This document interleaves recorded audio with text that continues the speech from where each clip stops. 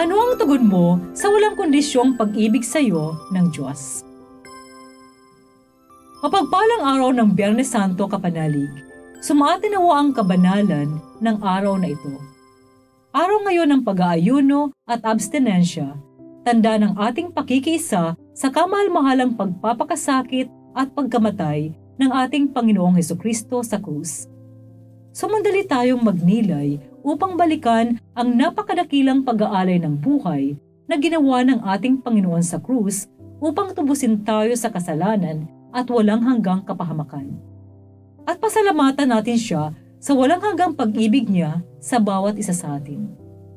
Ito po ay Sister Lines ng Daughters of St. Paul na nag-aanyayang ihanda na ang sarili sa pakikinig ng mabuting balita.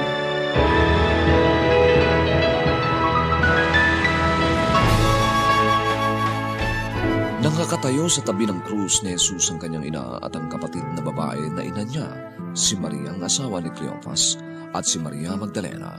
Kaya pagkakita ni Jesus sa ina sa kanyang mahal na alagad na nagkatayo sa tabi, sinabi niya sa ina, "Babae, hayan ang anak mo." Pagkatapos ay sinabi naman niya sa alagad, "Hayan ang iyong ina." At mula sa oras na iyo'y tinanggap siya ng alagad sa kanila.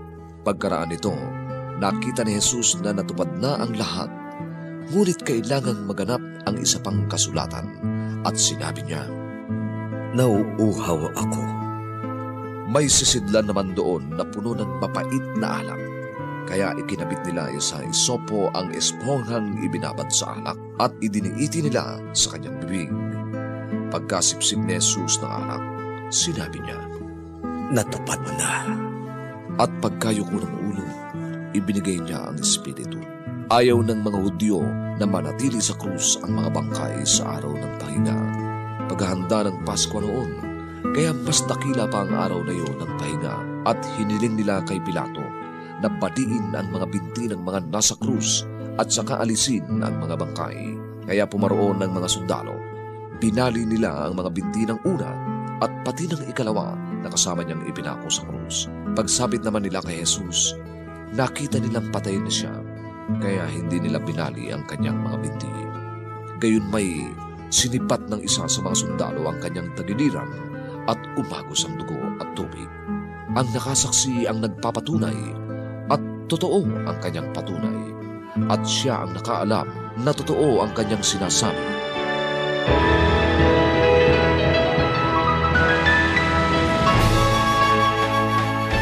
Mga kapanalig, ngayon ay Biyernes Santo.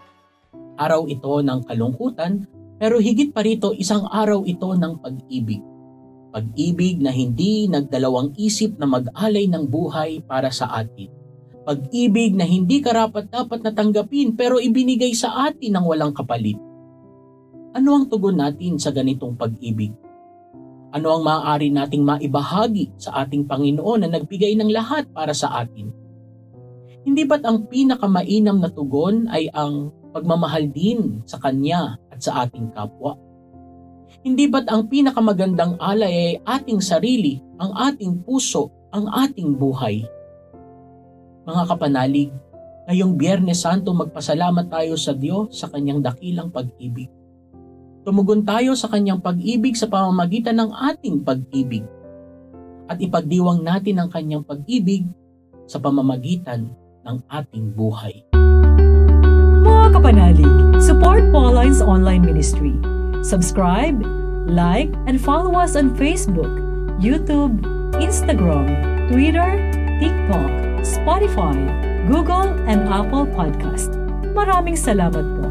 At sa lahat na nag-message sa amin na humihingi ng panalangin para sa iba't ibang intensyon, asahan po ninyong kasama niyo kami sa pagdarasal na ipagkaloob ng Diyos ang inyong mga kahilingan. Ito po muli si Sister Lines ng Daughters of St. Paul na nagpapaalalang walang hanggang pag-ibig ng Diyos ating pagnilayan. Bugtong na anak, hindi ipinagkait para sa ating kaligtasan.